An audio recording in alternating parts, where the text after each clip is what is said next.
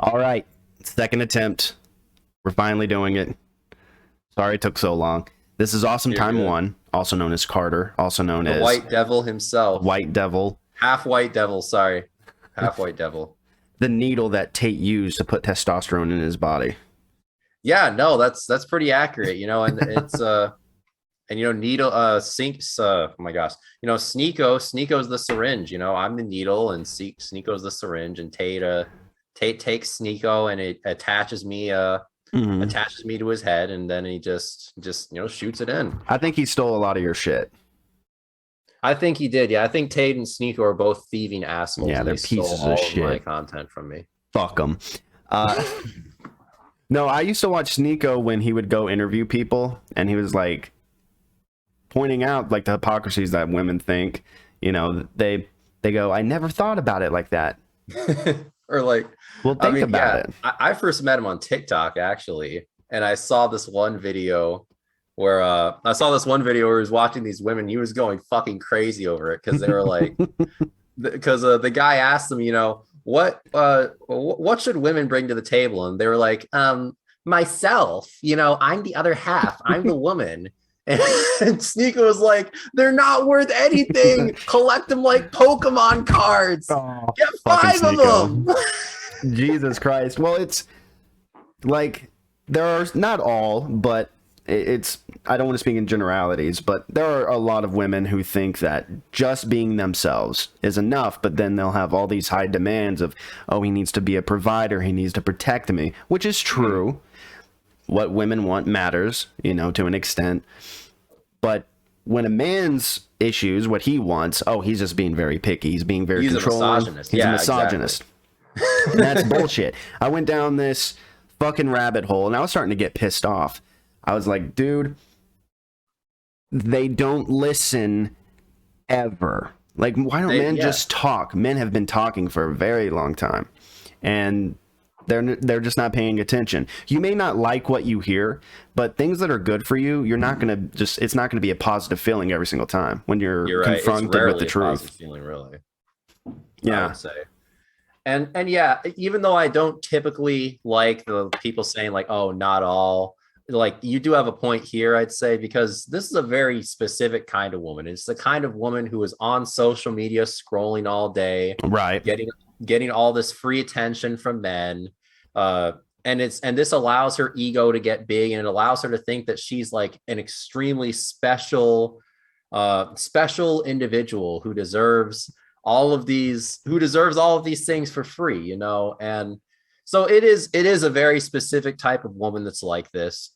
But I mean, the reason I don't like not all in general is more because, when you're talking about societies and when you're talking about groups in societies, obviously not everyone's going to fit into a certain group. It's like if I say, oh, horses have four legs, and then they come back and they're like, oh, well, it's not all of them. Some of them are born with five, like the male horses. Some of them are born with three or two. And it's like, yeah, but it's generally true. And if you're trying to design's the wrong word, but if you're trying to like create a societal norm or standard to hold people to, you have to model it after generalizations, because you can't mold everything around like these exceptions. And that's something that a lot of people do nowadays. Yeah, and I do it a lot, and I've done it too much. I have been proven wrong on so many things that I held true to my heart. It broke my heart when I found out, like, oh, women cheat. Oh, fuck. Mm-hmm. That's something I thought I was raised like, oh, men are just pigs and they just want to just be sexual all the time. They're perverted. And I was like, I was very effeminate growing up. Mm-hmm. Like very effeminate. I had long hair. I had the swish, I wore, I always played with my hair. I wore very tight jeans. I was just like very limp wristed kind of dude. And I still have some of those traits, but it's not.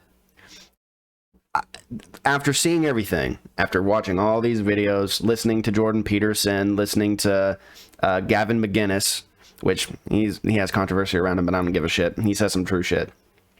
Listening to all these guys, it's like, damn, like I was sold this lie that I'm a piece of shit just because I have a dick. And Yeah. that's not true.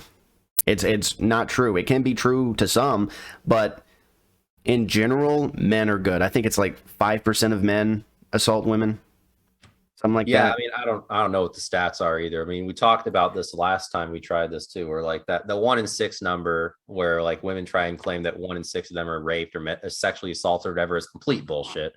They rope things in like, oh, a guy walked up to me and grabbed my tit one time, and that's rape. I mean, that is sexual assault to an extent, but it's not like, it's not rape. It's not 1 in 6 women are raped. No, it's definitely not.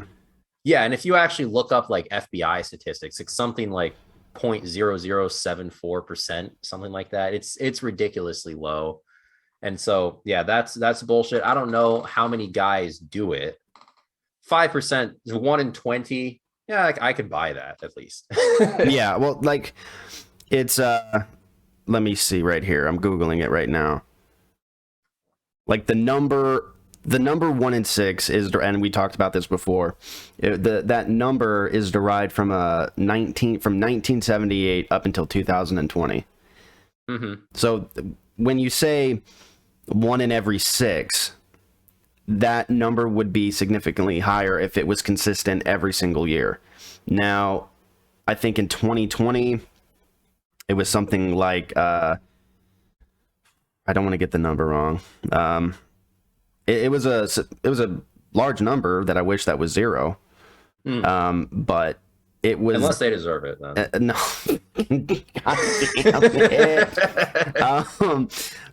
It was like 1 in, not 1 in something, but it was like 20,000 or 200,000 Total cases in 2020. Then yeah, that's like a fraction of a percent. Then I believe It was 100,000 divided by 300 million. That's like, okay, so 126,430 reported cases in the United States in 2020.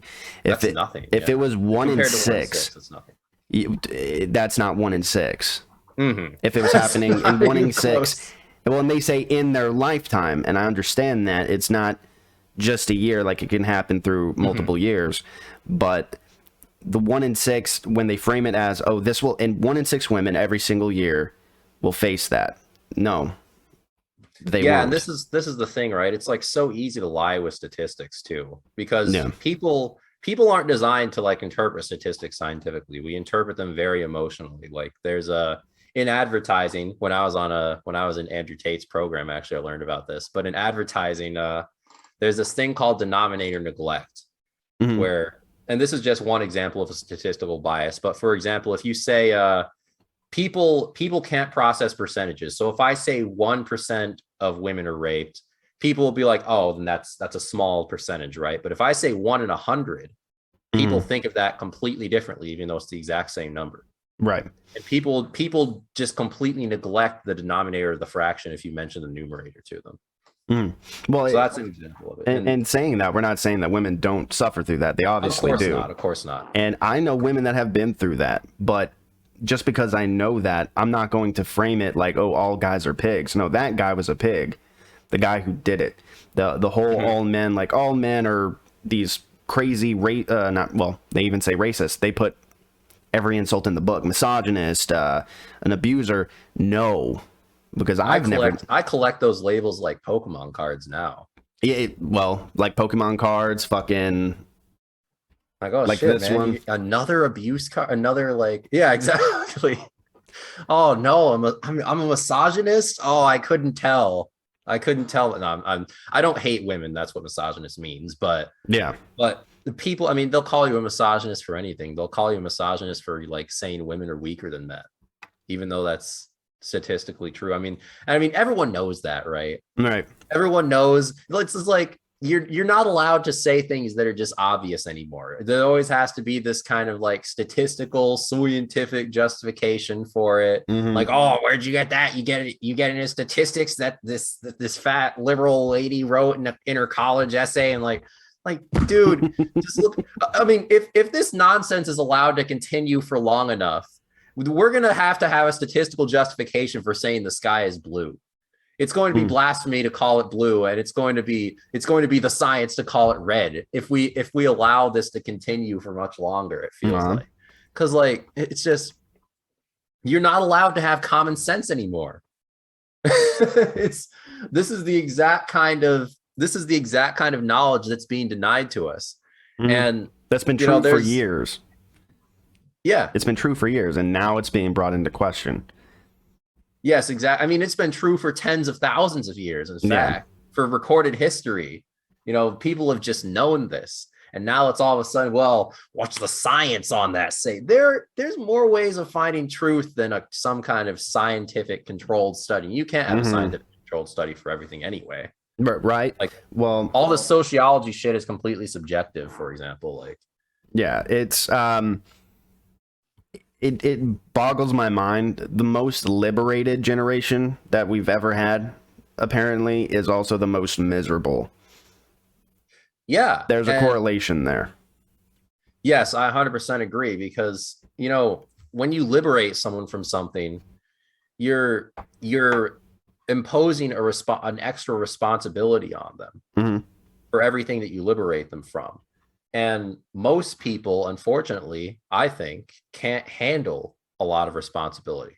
This is why historically we've, and I talked about this before as well, I think, where one of my favorite philosophers, Thomas Carlyle, growing up in England in the mid 1800s, was like, all this liberation that's going on, all of this like democracy and like decline of leadership, this isn't liberating people like a good way. This is just leaders shirking their responsibility to guide these people on the right path.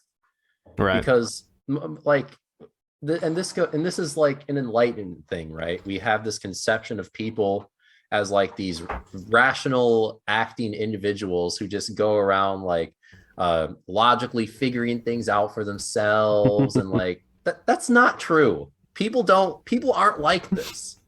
They're not these actors that just go around like being like, what will I believe in today? Do I believe in the law of identity? Do I believe in blah, blah, blah? People aren't like that. People outsource a lot of their thinking to society and to authorities. And this is something that our leaders, through centuries of decline, have essentially completely shrugged off.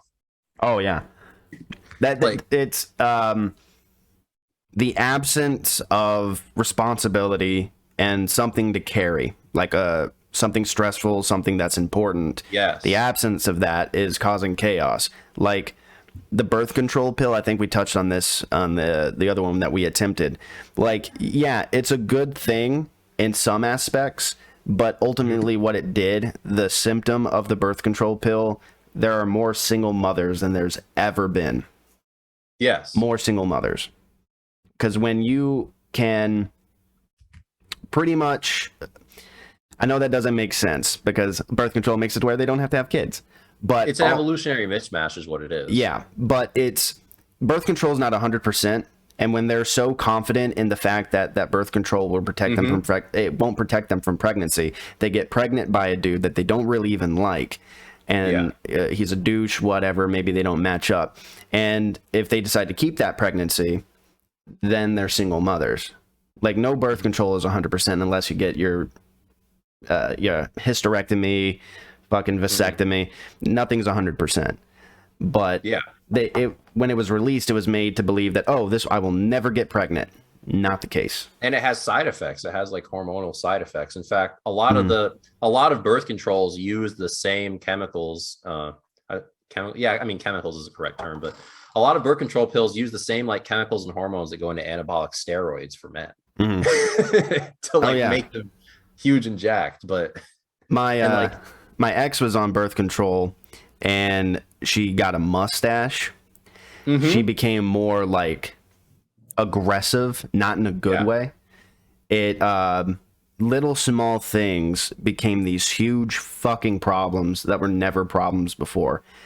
And I said, you're going to get off birth control. If I have to live with you and this is the way it's going to make you, I don't want to deal with that. And if you want to keep taking it, cool. But this is not working. It's changing your brain. It's making you act it different. does. And you know, this is another thing too. You're not allowed to be honest about that either. You're not allowed to even point out any possible negatives of the sexual revolution of birth control. We're just designed to think, we're just designed to believe in this myth of progress, right? The idea that today is always better than yesterday. Any norm being destroyed is good because that's the oppressive past, and we're always moving forward into this beautiful utopian future where we're all free and nothing bad's happening. And this is never gonna happen. Yeah, it's never gonna happen. But the problem is that progress today is our God. As you know, as Nietzsche mentioned at the turn of the century, you know, God is dead. God died, and we killed him. Right. We turned away from God. And what happened was a lot of people died because people were left meaningless. People were left with nothing to turn to. So they turned to all these violent humanist ideologies like fascism and communism. And the same thing's going to end up happening to us today because, and I mean, it's really funny, right? Because if you just go up to someone and tell them like, yeah, you know, things are always progressing. Things are always get better. People believe it. People believe that this is happening. They'll believe that and they'll be completely fine with you saying that. But the second you tell them that, like, and this is the God of modern society, they'll get super offended. They'll start calling you names. They'll start saying, no, I don't believe in any gods. I'm an atheist. I believe in the science, blah, blah, blah. But that's not the case. This is a belief that has really, I'm sorry, I'm rambling here. No, you're good, man. This is what I want. Okay, good. I want it all out. I can go. And what this really came from, this whole belief in infinite progress and infinite growth and blah, blah, blah. What this really came from was the Industrial Revolution. Because in every single human society before the Industrial Revolution, the graphs were like this. They were upwards usually, but they were linear. Society, social progress, technological progress, economic progress, all of these things were linear and they moved rather slowly. But since the Industrial Revolution and since the Enlightenment, really, the average economic growth rate, first of all, has been 3% compounding per year since then. I remember that. Yeah. And all of those graphs I mentioned went vertical, essentially. They're going completely vertical. And this is something that required massive change in how people think, massive change in how people go about their lives. Because, I mean, historically speaking, like, think of a 1500s peasant who like lives with his parents and his grandparents in the same house. He can relate to his grandparents, right? He can relate to his grandparents. He can even relate to his leaders, but he can relate to his grandparents in a way that we can't even imagine today. Like my grandparents today, they can barely operate a television. And I'm here with like 2 monitors and a phone with like a million gadgets in it, a phone that has more technology in it than the entire Titanic did. Yeah. And like that's mind blowing. I know it really is, because everything's exponentially growing. Everything is exploding at a rate that we can't handle. And so we develop these ideologies like progress to try and deal with that, to try and rationalize it. But it can't last forever. Never. No, it's like that. Those lines you're talking about, I look at them as like kind of a heartbeat on a monitor. Yeah, it's good to have your heart beating.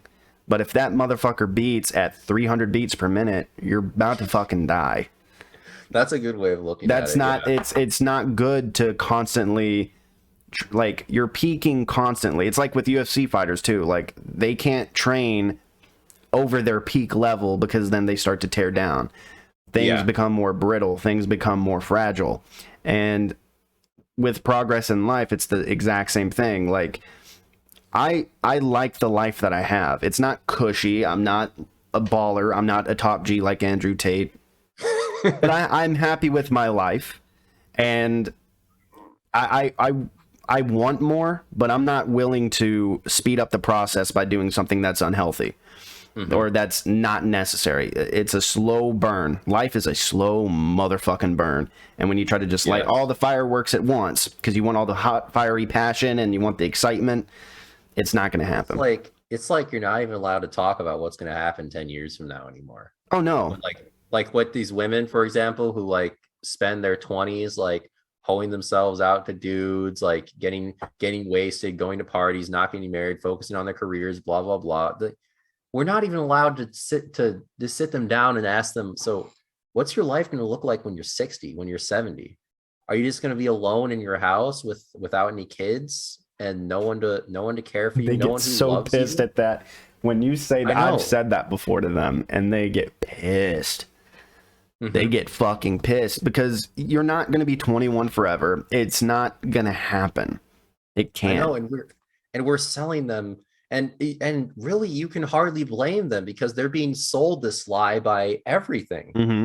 Like back to the discussion of leaders we were talking about, our leaders is applying them with this essentially mental pathogen, this mental poison that tells them you can be like this forever. You can You ride, you can can't. walk on this hedonic treadmill until the day you die, and nothing bad's going to happen. And we'll extend your life as long as possible, by the way. Yeah, that's dumb. I hate that. Yeah. Like, I wanted to live for a very long time. Fucking put me in the ground at 60. I don't care if my heart's still working. Fucking, no, I'm just joking. No, but like, the extension of everything has to end. At some point, Yes. progress, life, even bad things eventually end as well. But things have gotten so good. We're not saying good things bad. No, but you have to take it in portions. You can't have everything all at once. Why do you think these actors who become millionaires overnight and they get hundreds of millions of dollars, they get all this attention, why do they fucking break down? You find them in a ditch somewhere in Hollywood Hills. It's because they burn too quick. Yeah. Like It's kind of it's like a star, right? Like the mhm. hotter a star burns, the faster it burns out. Yeah, and it happens and not every single time. There's people that have turned their lives around and stuff, but they still have to deal with the overwhelming amount of eyes on them, articles being written about them. They have to deal with that for the rest of their lives. Like that, Yeah, I that's never want to be exactly it. famous. I rather have 10,000 loyal motherfuckers that want to listen to me, and that be it. I never want to blow up. Mhm. It sounds nice, but I don't think me mentally I could take the stress that say a Joe Rogan gets or a fucking Andrew Schultz gets or Or an Andrew Tate. Andrew Tate. Fuck, he seems to be handling it pretty well. I don't know. Maybe his brain was That's true. formed differently. Um, I I mean, fucking some love men are Andrew born Tate. differently. I agree. Yeah, I fucking love that guy. There's people even in my life saying, "Oh, he's a fucking asshole." Yeah, I never said he wasn't. He's living Um, in people like that's heads rent free, by the way. and the whole the sex trafficking thing was debunked already. And That's what I figured. Yeah. you've had podcasts like H3 and all these other places selling that, like selling it like it was the truth. It wasn't. He Yeah. got These were like, I mean, we can discuss the ethics of like taking 18, 19-year-old women and flying them over and like doing this stuff with them, but they weren't taken against their will. They weren't trafficked. They did agree to it. yeah. It wasn't like they just found out and like, oh no, it literally. What does he run? He runs a sex camera operation. Yeah, he runs here. And to be clear, I am no fan of that. I think that's horrible for society. But Yeah, it's but okay, why is it wrong to do that when a man is the one that is above it all? Like mhm, we're good with independent. Well, I'm not saying we, but people in society are good with society. women. Oh, if they're posting it themselves, they're producing it. That's fine. Why is it not okay for Andrew Tate to capitalize on the same thing? And to be honest, women don't.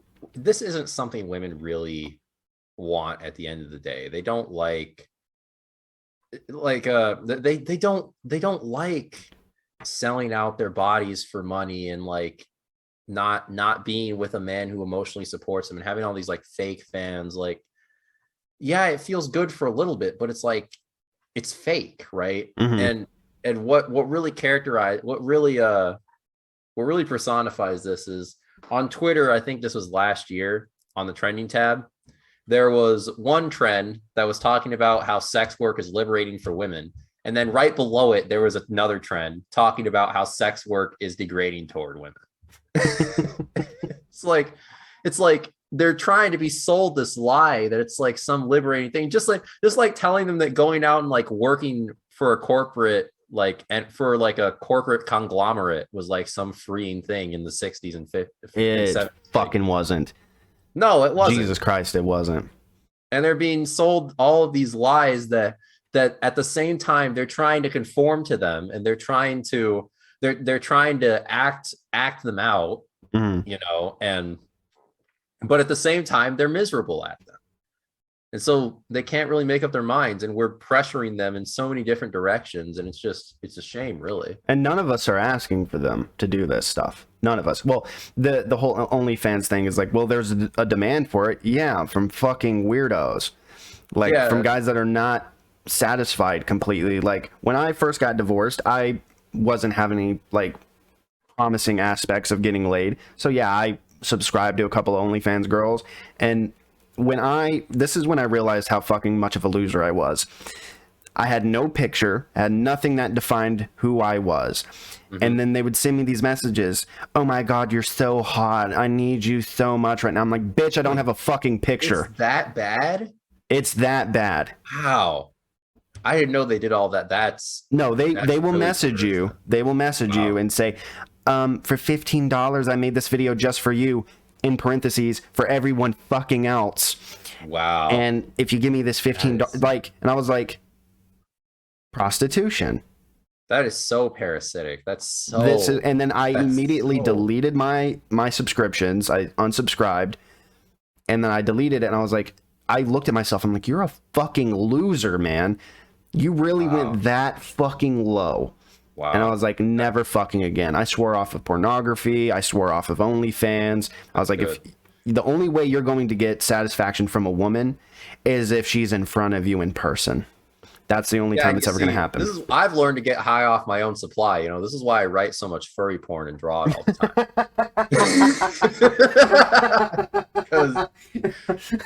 Because I get high off my own supply now. In fact, I used to get paid to write it for other people. I made like $2,000 in a year doing that shit. Jesus Christ. Like one guy, God, what am I doing with my life? One guy wanted porn of him getting fucked by his teddy bear. He paid me $80 for that. He wanted a sequel to it too, so another $80 for it. Yeah, it was hilarious. Fucking Jesus. God damn. Fucking shit. I don't know. Like, dude, there's just some weird people out there. But if they're willing to pay, like, why? Like, again, it sounds like I'm defending OnlyFans. If you want to do OnlyFans, whatever. But then once you find out that it's unfulfilling, that you gave a part of yourself to someone, like, you don't think it's a big deal. When you're in your 40s or 50s, you are going to look back at that and say, what the fuck did I do? And I said do very weird. I do. And we're not allowed to talk about those consequences anymore, like we've said. It's not sustainable. Like, the money is fucking good. It's fucking tempting. I would be lying if I was a woman and didn't get tempted by the idea, I could make $100,000 a month selling my ass. But the thing is, most of the women on there are not making that kind of money. They're making $80 extra a month. No, exactly. And that's the thing too, is that they're because, you know, supply and demand, you know, says that the more women that do this, the less they're going to make, because the market's being flooded, and really and we're starting to see it now, you know, even now, like men are having a lot less sex, even with hookup culture, like as it is, men are having less sex. There's a sex recession, quote unquote. Thanks, Biden. And you know, this is literally what they call it, and it's like, this is really I don't like calling it that. You know, this is the point we've gotten to now, where we're talking about we're economizing sex, like, with supply and demand economics. Like, this is a horrible thing, and this is really what happens when, like, societal standards on sex are deconstructed. They just become economized. Like, they don't go away. Oh yeah, prostitution is illegal in most states, but as long as the government's getting a piece of that production value, it's completely fine. Yes. As long as there's a camera in the room and you're making money from it and you're paying your taxes. That's what really makes zero sense to me. Nah, it makes zero sense. I mean, it makes sense to the government. It makes sense for the government. It makes sense for the system because it wants taxes from you. But And again, like if that's what you want to do, cool, awesome. But with that, when you do something as taboo, well, it's not even taboo anymore, but once you do something like that, people are going to judge you. The one thing that bothers me the most is that you'll have these porn stars that will have sex with a chair stool, and then a guy says, "Oh, you're so fucking hot, I wish I was that chair." Then she screams, "Stop sexualizing me, bitch. You were fucking sexualizing yourself on a leg of a chair." and then they'll gaslight you too. They'll be like, "Oh, you're the one making it sexual." Yeah, yeah. They'll gaslight you into it. They'll be like, it's just like the whole. Oh, sorry. No, you're fine. When you do something, say you're cooking a burger, and then someone says, "Oh, wow, this is a tasty burger." Stop objectifying my cooking skills. Stop judging my cooking skills, even though you're saying something positive. What the fuck are you talking about, bitch? Yeah, that's what the fuck? And it's like, yeah, it's literally gaslighting. They're doing these sexual things, and then it's the same thing with like when they were putting drag queens in front of kids earlier this year. They were like, and a bunch of people were complaining about it because it's putting sexual shit in front of children. They're like, "Oh, it's not sexual. You're the one making it sexual. What are you, some kind of pervert?" And it's like, well, no, because you're like exposing your tits and you're like dressing in all these like multicolored wigs and stuff, clearly designed to be attracted to children. And then you're going out and you're dancing in front of them, you're exposing your body, and you're calling me the pervert for that. And most drag queens are against that. I have seen video after video of drag queens saying, "This is fucking dumb. These are for adults." These drag shows are for adults. They're mostly held in nightclubs. They were held in nightclubs for years. And for men who are into that, they're like, these men are fucking animals. They are deviants. And then you want to show that to kids, they're not cool with that. Now they're lumped in with the ones that are brave enough, quote unquote, brave enough to do that in front of kids. Like if a kid wants to grow up and be a drag queen, cool. Don't expose them to it, though. Don't show the kid that. Don't show them that. Like, yeah, people will, like, children grow up and eventually and have sex and have their own kids, right? You don't have to introduce kids to sex for that to happen. It's a natural thing. It's programmed in our body. Whatever we're going to become, that's going to happen natural. But if you put influences like sexual shit or drag queen shit, it's going to alter their brain chemistry. It's going to create new routes in their brain, new connections, and then it defines who they are later on in life. And I mean, let people make their own choices. Don't expose kids to shit that early. I fucking hate that shit. Well, I don't know. Let people make their own choices is kind of a loaded term for me, because it goes back to the like leaders and the leader talk we were having earlier. Well, and the fact that leaders have an obligation to guide people. And I think to some extent, I mean, society is designed as a giant social conditioning mechanism, right? There's always going to be something that's pushed onto people, or something that people are kind of led down by societies. Right. It's just, there's always going to be some form of social conditioning for people if they live in a society, not like out in the woods somewhere. The question is just, is the social conditioning going to lead them to lead like happy, fulfilling lives? Or is it going to push them into being drag queens and stuff? Well, I think there's what should be pressed and what should be present are things that are necessities. Being a drag queen is not a necessity for the masses. It's not a utility that will grant you more, well, if you have it as a career, but it doesn't change the main issue of life, which is being healthy, making it pretty well financially. It doesn't, those things are unnecessary to put on kids. Like responsibility, that's a necessary thing to put on kids. Teaching them how to be responsible, how to clean their room, how to be respectful to people, those are necessities. And I mean, I think growing up and getting married and having kids is a necessity as well, because that's how society continues itself. Well, the other thing too, it's like when you say that, you get pushback. You like, well, what if I don't want to have kids? Okay. But in general, It's good to have children. It's good to settle down with one person, have some kids, keep the species going. They push against it like teenagers. That's what they do. I think if you don't want to have kids, then you have an obligation to not push that lifestyle on other people, and you have an obligation to make it more comfortable for other people to have kids. Right. Like, why do you need other people to validate your life choice?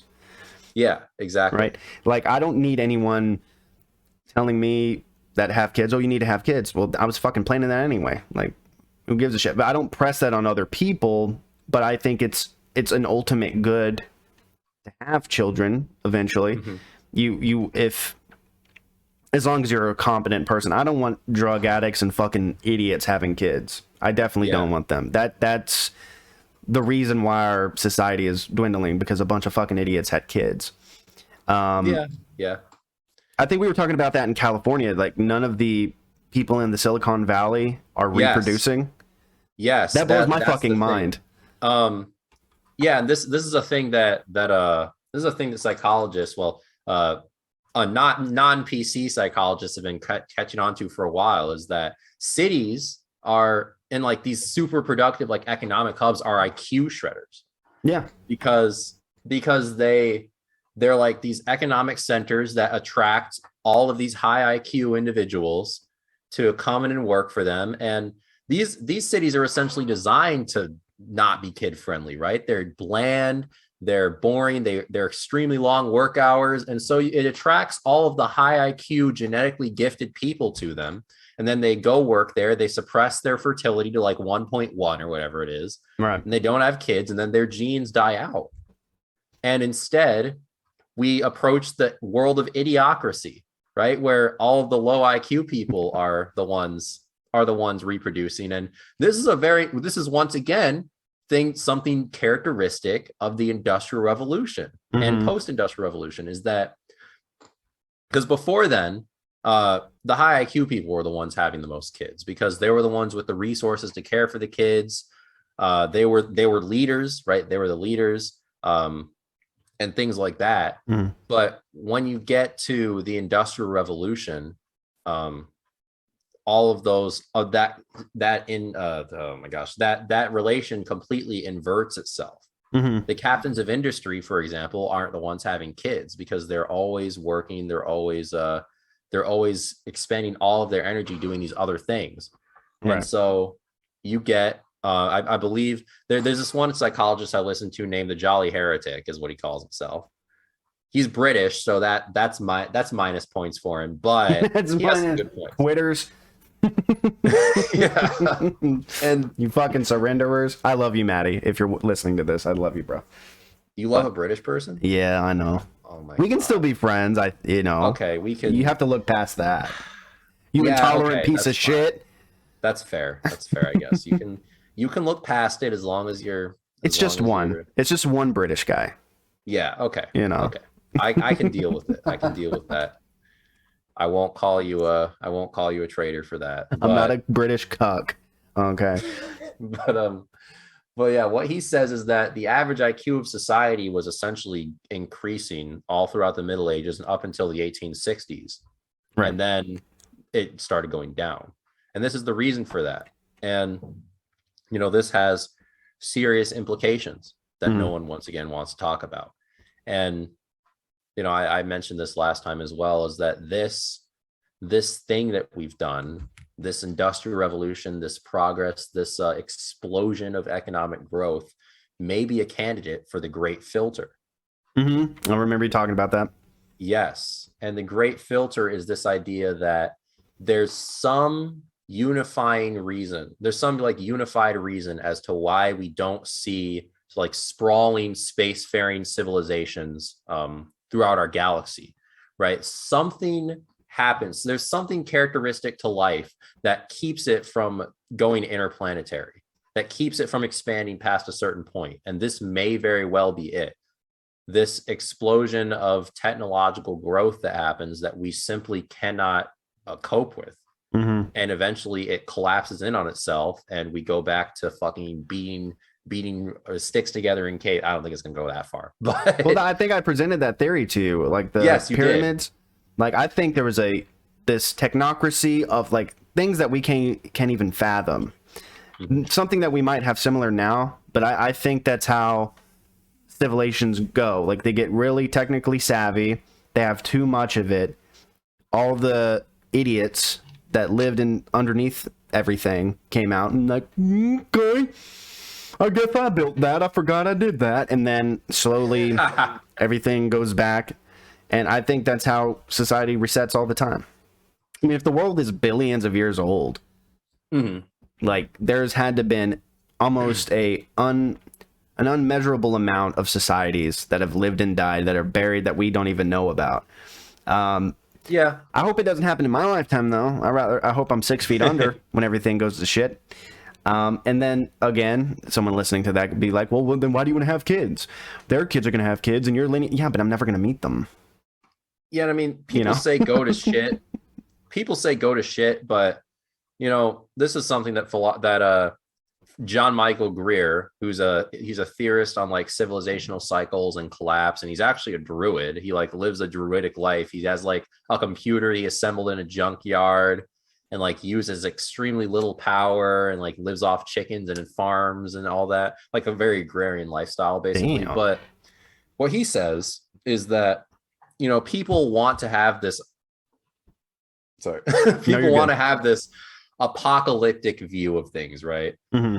They want to think it's going to be like The Walking Dead or like that show Revolution where all the technology suddenly disappeared. Like they want to believe that it's just going to be this one big collapse and then it's all going to be over and we can go back to living the simpler life. But unfortunately, that's not what's going to happen. What's going to happen is we're at this airplane at 20,000 feet, right? And that airplane is about to start going down and there's no stopping that, but it's not going to go down instantly. It's going to start falling and falling and falling, and things are going to start getting worse and worse, like gradually, like for example, what we're seeing with gas prices, right? Food supply chain issues. We're going to start seeing that happen more and more. Like cracks are going to start showing in society. Yeah. And eventually we're going to be back to like 1860s level technology, and we're not even going to like realize that we've gotten there. No. It's just going to be like, what the fuck happened? That's what it's going to be like. And this is because the current elites that we have, they're bureaucrats and they rely on things being big and complex and things getting better all the time. And so they're never going to acknowledge that things are going wrong and that they're losing control. They want to keep things big and complex. And so they're never going to admit that like, we're going to have to cut back here. We're going to have to stop producing this so that we can be sustainable. No. It has to keep growing. Everything has to keep growing. And this is something that happened, for like example, in Rome, where like centuries after historians like agree that the Roman Empire fell, you can still find letters between Roman aristocrats like acting like it's still around, like mailing each other, and it's funny, like they're so unaware of what's happening. Like they're like, oh, sorry, this letter got to you so late. Turns out the guy who was mailing the letter got mugged on the road and the road's crumbling and things are just they treated these things like a minor inconvenience. Oh, they're living in denial. Yeah, exactly. It's complete denial of reality. And this is how a lot of civilizations end up going. I think ours is going to go this way as well. So what you're saying is the Amish have it right. I am saying that, actually. Yeah, and I wasn't even being facetious. I learned that word yesterday.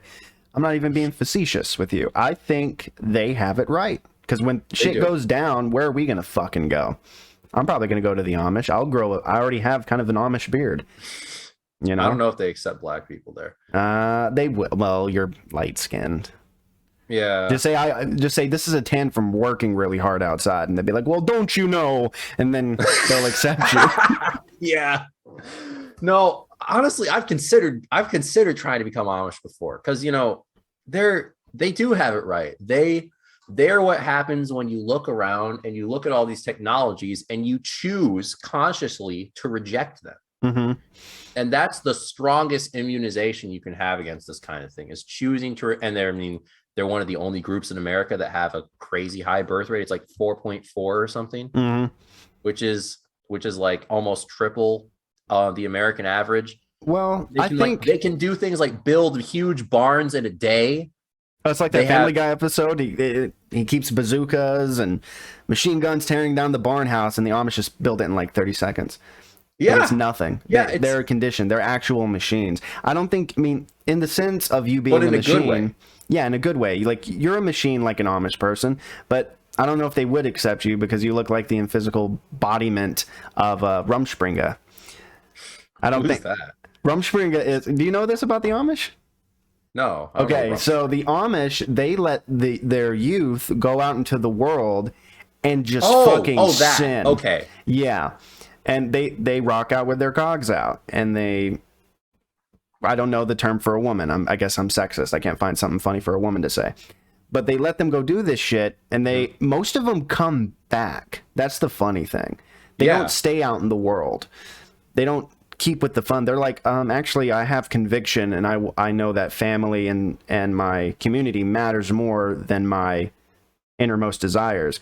I used to Yes. make fun of the Amish, dude. I love the fucking Amish. I And love choosing Amish to people. reject that is like, once again, if you choose to reject that, you're immunized for life, essentially, because you said, I'm never going back to that. Yeah, but that's the thing. They're not being forced. Their family lets them go. They fund the trips. They let them go have fun and be wild. But they're like, if you decide to come back, you have to stay. And if you Yep. don't want to come back, that's fine. We love you, but you can't live in our village, whatever it is. That's not forcing anything. A lot of people want to say Amish is very oppressive, and no, they give people the opportunity to change their lifestyle, but they always come back. That says something. When given It the does say option, something. Yeah. I love the Amish people. I love their butter. Yeah, I think it's getting Hand-churned. harder and harder for people to make fun of them and like deny them as things get worse and worse on the outside. You know, it's like, Oh, I'm having so much fun. I'm on a yacht and I just did a bunch of Exactly. Molly. Two guys just railed me. I don't even know their names. My life is so great. yes, exactly. My life is so fucking awesome. No. Oh my gosh, man. My You were a life is pig on a roast for 30 minutes. Yeah. That doesn't make your life good. Oh, my life is so much better than those silly Amish people. I know. Because I get to go to work for 40 hours a week for an employer that I'm tied to purely for necessity reasons, instead of, by bonds of friendship or love. I get to watch the latest Marvel movies. I get to collect bobbleheads. Man, my life is so much better than those people. back there. You're getting fewer and fewer people saying that nowadays. Like, there's this feeling of dread that is like kind of ever present nowadays. Like, if you just go around and talk to people, you'll be like, what are your plans? What are your plans for the future? And they'll be like, oh, well, maybe I'll have kids, maybe I'll get married, and then I'll just work until I'm 60 and then I'll die. Like, it's just, there's this growing feeling of dread, and that things are starting to come apart and come to an end. It's like would it be Romanians? That's different than Rome. I was homeschooled, so I really don't know. But it's like the people in Rome that still think it's still going very well, and it's not. Yeah. And they're in denial. And if this is the best time to be alive, even though oppression and patriarchy, if this is the best time to be alive, like I said in the beginning, why are people so fucking miserable? They have no fucking meaning. They have nothing. They're not holding any weight of responsibility. Yes. They think that responsibility is just too hot to hold, and they want to set it down and just let me be me. No.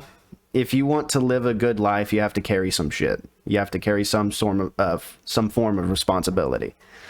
Yeah, I mean, this is what happens when you put like technocrats and scientists in charge of anything. They completely neglect anything else but like these facts and figures, these statistics. But I can give you a direct correlation why automation is bad. Okay. So my job, we mostly use robots now. There's almost little to no human interaction with what we used to make. And I was in shape. My legs still look like Michael Jordan's tumors. They're very good. But when I stopped being physical at my job, that's when my weight started gaining and I started being a little bit less healthy because there's no incentive for me to move. I sit down every day at work. Like I can't even go walk around. I am stuck in this metal cubicle watching product go by, making sure it's good enough to go to sell. Wow. So I've seen the direct correlation within myself that my job got easier. I begged for my job to be easier. I used to walk 15 miles per day back and forth on a stacker. Wow. But I was in the best shape of my fucking life. I bet. Yeah. I was fucking awesome. I hated it. But that's the thing. You're not supposed to enjoy everything in life. You're not supposed to be happy all the time. You have to have some fucking struggle. You have to do something difficult. That's why I'm so fucking stoked that I'm going to the gym, doing push-ups. Even in my bedroom, I'll just do push-ups for a bit until I get tired. Sure. I'm forcing myself to struggle because my life has been really easy for a good while. So I get it. It's a good thing to feel good. But like we were saying before, that constant all the time, eventually, one, it's not even going to be good enough. You're going to get too bored. Now let me try meth. Yes, exactly. Let me have a threesome with guys that I'll never meet again. Yeah. That's what happens. And, this is another kind of thing that characterizes modernity, right? Is this kind of a reversal of means and ends, where economic growth and I don't want to say progress, but like economic growth, economic prosperity used to be a means to an end. It used to be a means to a human end. It would serve some kind of purpose, but now that's been completely flipped on its head. Oh, I agree. And now wait, did I say this already? I don't remember, but you're saying it differently. But sometimes with these motherfuckers, you have to repeat the same shit until it gets in their fucking heads. Yeah, but now we're pursuing pleasure as an end in itself. We're pursuing prosperity and growth as an end in itself instead of as a means. And this is what characterizes modernity: is means and ends reversing. Oh yeah, for sure. But now we're the means. People don't understand means to an end. End means end. Like it will stop. Eventually, when you're burning at both ends and getting Eiffel Towered on a yacht, that's fun for a bit, but eventually you get old and decrepit. What did that action do to better your life, to make your life more easy when you're 60? Because I'm pretty sure if you're being Eiffel Towered on a yacht, you're going to have some joint problems. And when you're old, when that shit calcifies, you're going to be in fucking pain. So everything's good in the moment. No one wants to think about the end, because the end is fucking coming. And the end is scary. It is. That's the thing is too. They justify I'm going to die one day, so I better enjoy life the way it is. It's not going to happen in an instant. You're not going to blink and then you're going to be dead. You're going to feel the stress that you put your body through, the mental stress you put your body through.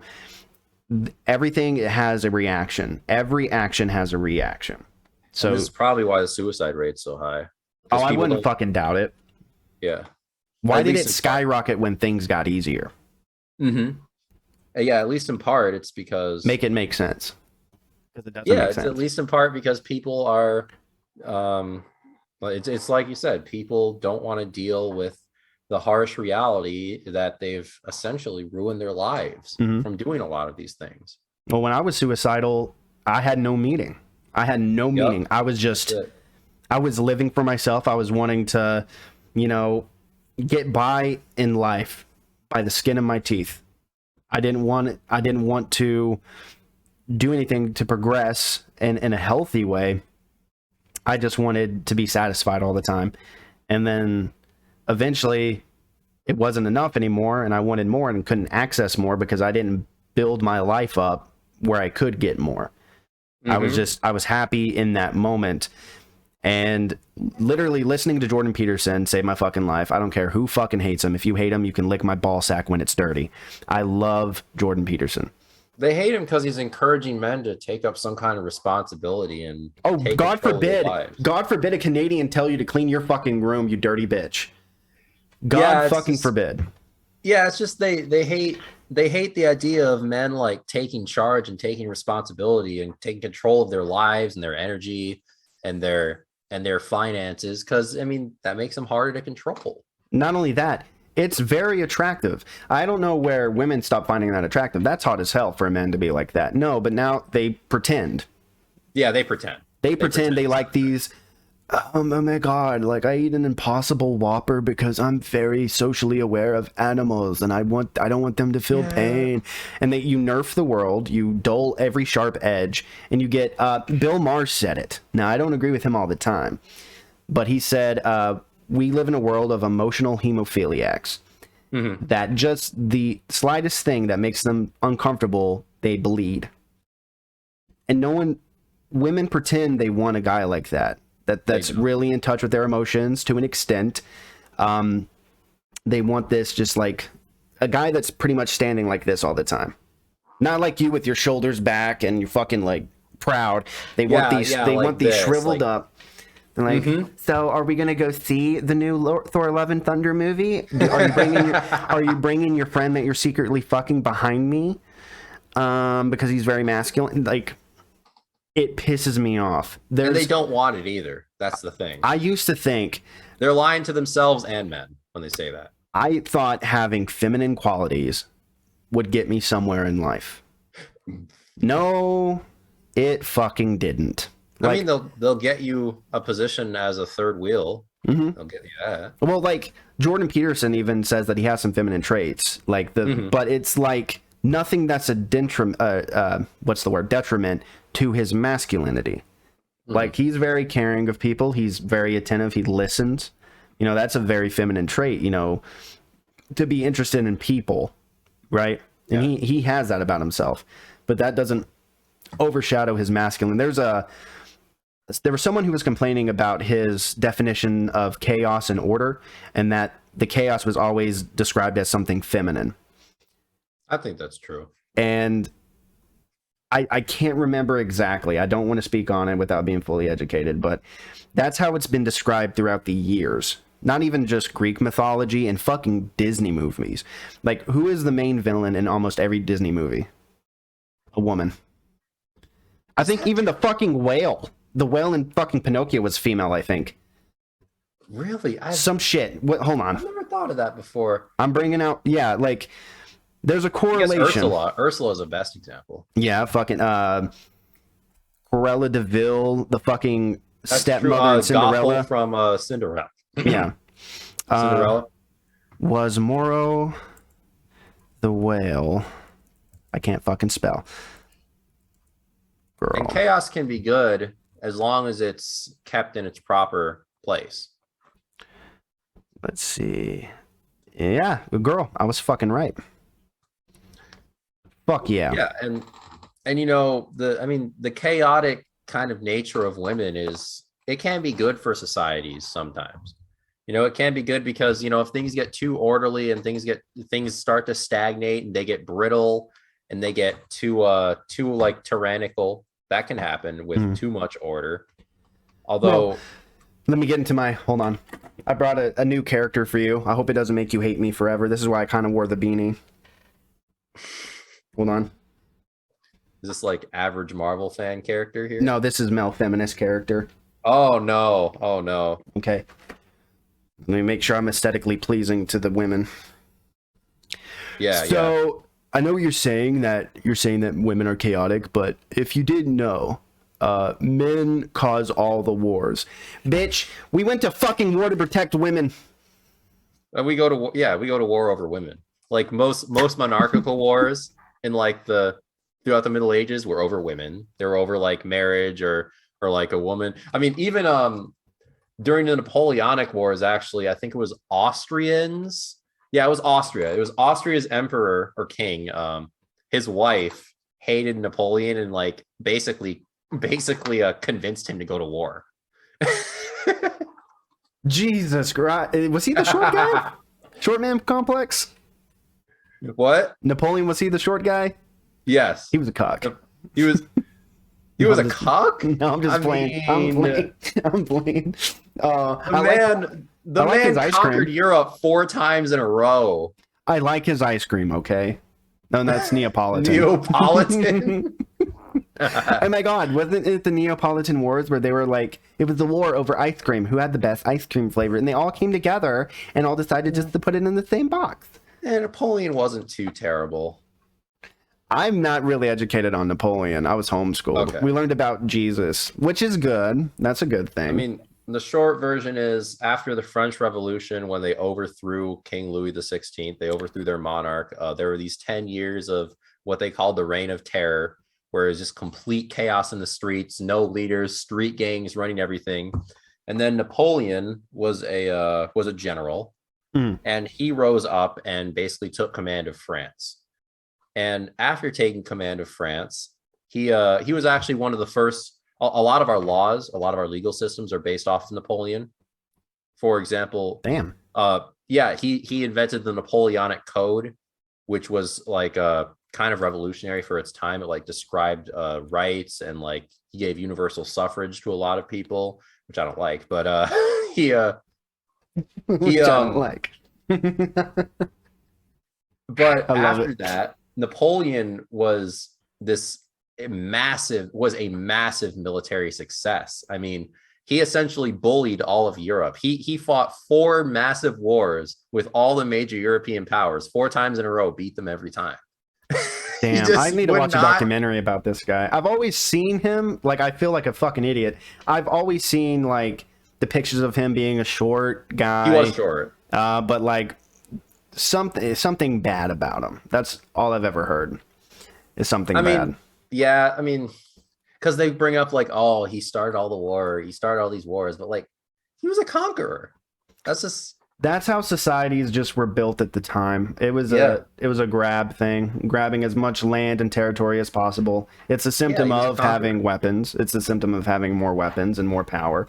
I don't know. It's like, I get it. Like, wouldn't it be great if all societies weren't built on war? It would be nice, but I don't think we would be where we are right now. Fuck, I don't even know if we would have computers. Well, it's every society. It's like in a world of pacifists, it only takes one non-pacifist to rule the world, right? And if every society believes in if every society doesn't believe in itself and doesn't want to go to war to protect itself, and one society does, that society conquers the world. Mm-hmm. You know, in a state of nature, you cannot deny that, you know, war, conquest, these are just natural parts of society. Mm-hmm. Even when we didn't have all these weapons and fucking in China, the fucking shit going on there, in Japan, they didn't have AR-15s, they didn't have all this shit, but they still went to war. There was still a lot of wars happening. But I do want to tell you this: I am a pacifist. I will pass my fist through your no. But no, I think a lot of people want to complain about these things that happen, but they have benefited. Like, there's echoes of there's benefits from what happened back then. And like, think about it was terrible, this. But the only reason that doesn't happen anymore is because America has conquered the world. Mm-hmm. It's because we essentially rule the world that we don't have these big wars anymore. Mm-hmm. I think that's why we get made fun of too. It's like the nerds who will like make fun of the all-star football guy. Like, oh my god, what a fucking prank. Yeah. No, they make fun of us because we wreck your shit. Yeah, we wrecked your shit. We fucking single-handedly destroyed all of Europe. We bailed Britain out from becoming a Nazi state. And this is why that we deserve a thanks for that, I would think. But then now we're called the most anti-Semitic, racist country. I mean, for this thing. I mean, we're the reason that Germany is like one of the most leftist, sterilized countries on earth now, because after we overthrew Hitler, we went in there and we completely overhauled everything. I mean, at that time, America was more Nazi than Germany was. Mm-hmm. That was the most ridiculous, like, cucking of a society that's ever happened in history. Like, we dissolved schools, we fired we fired countless people, we completely overhauled German society after the war, basically. I mean, I wasn't there, but I will take credit for it. You know, I am the product of that happening. You know, eventually my ancestors got together because of that. Yeah, Hell fucking yeah. but I guess the central point is like people today have the privilege to complain about war and conquest and violence because their ancestors put in the grunt work doing those things to where it doesn't have to be necessary anymore. Like spoiled kids. Yes. Mom, you're grounding me from my phone. This is a fucking prison. I was talking about this earlier. Not to get off in this. Well, I am going to get off on another tangent. It's like, you know, women who complain about men being horny all the time. Well, yeah, you are allowed to complain. Well, not allowed. You do complain about that because you have an overabundance of access to it. Yes. When your cup is overflowing, yeah, of course you're going to be like, oh, I'm getting fucking wine on the rug. But there's men with their chalices out going up to people. Can you put some more pussy in there? My cup runneth over. Governor, can you put pussy in my cup? I have no pussy, sir.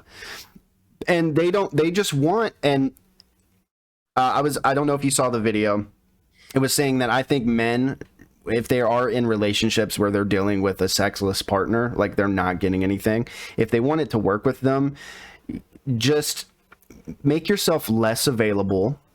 Act like you're not, even if you've had the communications. Go do your own shit. If you're too available to a woman, she's going to get so comfortable and content. Like, oh, well, he's not changing how he's treating me. It becomes a habit. It becomes a habit. Like, why do I have to do this now? He's going to do this regardless if I do this or not. Yeah. When they become complacent, and I've had women say, you're manipulating, you're coercing women. No, it says more about a woman who finally wants to have sex with her partner once he acts like he's not interested and makes himself less available. That says more about the woman than anything else. And like you said, like, I've changed my mind on that a little bit. Like, if you want to try that, go for it. But I would actually rather encourage, if you're a good man, you're in a good relationship, you provide, you do what a man is supposed to do, and your partner's not sleeping with you, fucking zip, get out of there. Leave. Yeah. Fucking leave. I went through that for way too long. And the woman with this is why my podcast with you didn't start as early as I said it was going to. Because I don't know what sound to make.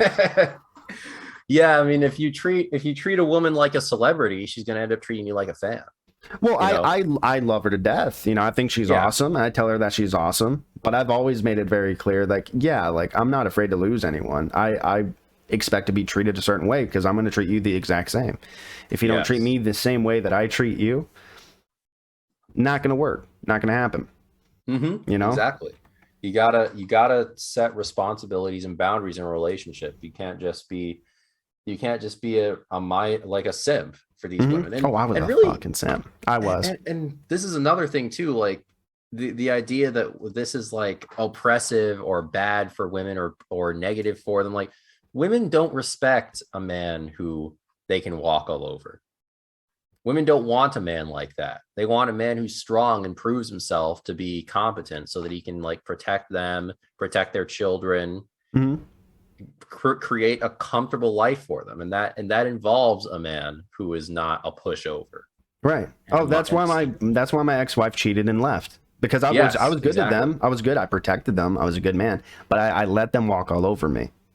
Yeah, exactly. I would put my foot down metaphorically and say, you know, hey, this needs to change, you know, or I'm gone. She knew I wasn't going to fucking leave. I never talked to other women. I wasn't social. I went to work and came home. I had no guy friends and no one it was just me and her for the longest time. I had my brothers, but I didn't have like masculine energy around me all the time. I was around women constantly. And you know, guys, unfortunately, this is something that their fathers would have taught them historically. She didn't have a dad. Unfortunately, they're being denied this wisdom and they're having to learn the hard way now. Yeah, well, she didn't have a dad. The girlfriend I have now has a dad. That's good. That really, like, I like her for who she is, but I looked down, okay, what's the surrounding? What surrounds her? And I saw a father, a good father that owns his own business. I was like, oh, this is going to be fucking stable as shit. And it has been stable. There's no chaos. Yeah, it's quite just like varying. people say. It's just like people say to women, if you want to find a good man, look at how he treats his mom. Well, if you want to find a good woman, look at her relationship with her dad. Well, see, with me, I have Eminem's mom. We're brothers. But I treated her well, even through the abuse. So I think that gives me a pass. That's a whole... See, I should be a guy who fucking hates women. I've had so many bad experiences with them.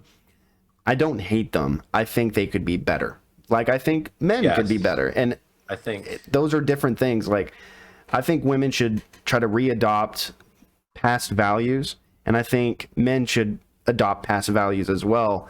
I see a lot of men who are unhappy because they were sold this idea, oh, happy wife, happy life. Yep. Nope. Yep. Half your shit gone, Bubba. Mm-hmm. She's with a guy that's bigger than you, Bubba. You men get complacent too in relationships. Oh, 100%. I've talked about this before. I think it always goes back to men. It always goes back to the fact, feminism couldn't have even been a thought if men were fulfilling their responsibilities. Like, what would have there been to complain about for like these like feminists and these like financiers and these like fat, ugly women that were pushing this on women in like the 50s and 60s, which is what they were, by the way. They were like, I'm seeing a slow burn. Do you watch Tom Segura at all? I've never heard of him. Okay, well, he has his wife, and she's like thinking like, I don't want to fucking work. Like, there's fucking benefits to having a man providing everything for you and respecting that. There's, I forgot her name, the real Femme Sapien, and someone else. She's doing, she does the Cordless podcast. They bring women on and they expose their hypocrisy right to their face. Like, they'll talk about high body counts. Like, well, a man should accept me if I have a high body count. Well, if he wants to, sure. But the more body counts that you have, you're not going to get the man that you want. Well, that's fucking rude. He shouldn't judge me. Well, he's going to. Maybe he shouldn't judge you, but there's a reason he is. And the entire world should mold itself around what I want. Yeah. Oh, yeah. Let the world has to change for me. No, you have to change for the world. Yeah. Sorry, that's just the truth. The world can't change for you. It's impossible for it to change the way you want it to. The fucking president of the United States can't get America the way he wants to. No, it's not possible. He can barely breathe, let alone do that. And stack the tomato cans and let kids touch my hairy legs in the pool and watch my hair curl up. There was this guy named Corn Pop at the pool. Say what you want about Trump, man. That was a fucking fun 2 years. It was. 4? No. Was it 4 years? Yeah, it was 4. Yeah, it was 4. With Trump, yeah, it was 4. It was 4 years. Yeah, that was good. It was fun. Mean tweets. I fucking prefer mean tweets. I saw this one 4chan post where it was like a guy like going through this story, and he was like he was pretending to be Clarence Thomas, and he was like, people used to have a nickname for me. It was Corn Pop.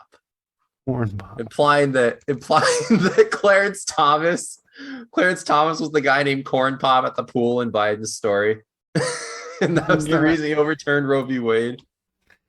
Oh shit. I wish I could. Oh god, dude, 4chan's incredible. I should use it more. Well, I say I should use it more, but it's kind of fucked. When I was 17, I'd go on there a lot, and that's when I got desensitized to people getting their arm chopped off, and I was like, that's not good for my terrible. That's not good for my brain. Like, I should feel bad when I see someone's arm get chopped off. Like, I should feel bad. No, you're a pussy if you feel bad from that. Come on now. What are you, like a feminized soy boy? A little bit. When I see, I'm like, you don't like. What I do love the I love the videos where pedophiles would get caught in like third world countries or somewhere not in the United States, but they would get their like fingers slowly chopped off by a rusty butter knife. That I was into. But like when I don't have the context of why your arm's being chopped off, I should be sad about that. I am now. I got off of 4chan a while back. It was yeah. I'm not really on there at all, but I see things that leak from it, Mm-hmm. Oh, dude, like I think a lot of what's happened in the news, there was a lot of fake shit that got on the news and it became reality because of 4chan. 4chan has like shifted America. I Yeah. think the whole blue This is hair, exactly why they hate it. non-binary. I think all this stuff came from 4chan. Well, no, not 4chan, but sites like it. A lot of it came from Tumblr. Tumblr. Well, Yeah, I think Tumblr. Tumblr was serious. I think a lot of the things that we find ridiculous today is now normal came from 4chan as a joke. Okay, I mean, all the like gender ideology and like trans stuff. It was popularized via like the internet and social media, but I mean, if you go back, you can find all of this stuff in academia. Mm-hmm. This is where it really came from. Over the past 70 years. Yes, exactly. Like academia has been the driver of society for a long time now. It's where sovereignty. I forget what the name of this person. I forget the name of the person who said this quote. He's like, "Where does sovereignty lie?" And it's like, who's actually running society here?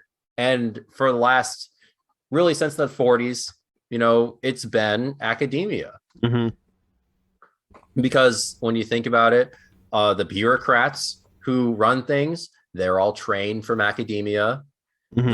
The media, the journalists, they all receive their ideology and their degrees from academia. Academia essentially shapes the next generation. Right. And not only that, but it has a huge amount of influence on like policy, has a huge amount of influence on what actually gets implemented by bureaucrats. They cite papers, and this is why things have really gone insane, right? And this mm-hmm. This is why science has become so corrupted, because it's been given power. Yeah, absolute power, and that is very easily corruptible. When Jordan Peterson, he was a professor in Toronto.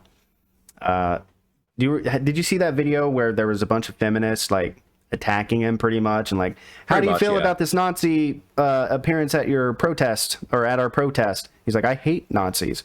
That's all he had to say. But they were like, no, you're supporting it. Like, he's like, no, I've taught the evils of Marxism, of Nazism. You guys are being taught the tenets of it, and it's not even being called that. I forgot the website. They posted this article talking about the new ideology, postmodernism, and all that stuff. Yes. A lot of what was in that piece was mm-hmm. shit that was said in Nazi propaganda. Or, when I went to college, I had to take these mandatory like classes where they like teach you that like, well, white people bad, everything is like societal oppression. Like the idea of societies having any sort of norms is actually just like this oppressive thing that mm-hmm. that we do to keep the ruling class in power, blah, blah, blah. None of this is new. Like critical race theory and all this stuff. Like, and I've read like 1920s communists like Antonio Gramsci. What a lot of this stuff is it's that, but they slap the word racism on top of it. That's pretty much it. Mm-hmm. Because they know that racism is an extremely taboo thing, that no one wants to be called a racist anymore. So if you are able to convince someone that all of this unrelated shit is actually racism, mm-hmm. they'll start to what it is, it's an indoctrination tactic. Because I noticed this in this class that I was in, was they start you out easy, and this is also a Chinese indoctrination strategy. They start you out easy. They start by making you make a few small concessions, like, mm-hmm. oh, racism is bad, right? But then after that, they stack a bunch of shit on top of that. And because humans hate like contradicting themselves, especially guys hate contradicting themselves, they feel forced to adopt all of this other stuff. Like, oh, if you think racism is bad, well, actually racism means this. It doesn't just mean hating people because of their race. It means like all of this other unrelated shit. Mm-hmm. And this is how they get you. This is how they indoctrinate you, is that they attach all this nonsense to it. Yeah, they start out with this central truth, and they expand upon it with non-truths and things that mm-hmm. don't apply. They can make it make sense, which is impressive. But I've always believed that no, racism is just judging someone on the color of their skin. That's racism. Or I think it's a natural hurting thing. Someone because of their race. That's racism. But yeah, and I mean, I think it's a natural thing. I think ethnocentrism is something that we've seen in every society throughout history. Mm-hmm. Like people are more likely to cooperate or want to cooperate with people that are genetically similar to them. Well, that's just how tribes used to identify one another. Like, Yeah. there's races, but even those races have subcategories and different features to their face. Yeah.